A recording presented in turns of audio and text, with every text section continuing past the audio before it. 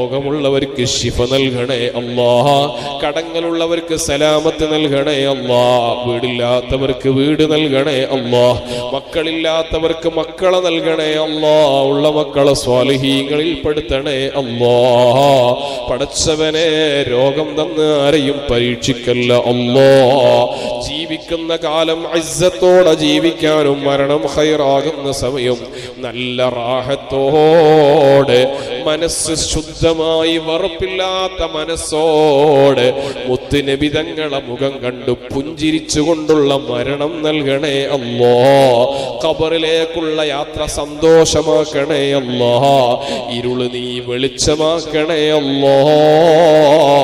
ഹബീബിന്റെ ജിവാറിലായി ഹൗള് കുടിക്കാനുള്ള ഭാഗ്യം നൽകണേ അല്ലാഹ്. അവസാനം നിന്റെ ലിഖാ കൊണ്ട് സന്തോഷിപ്പിക്കണേ അല്ലാഹ്.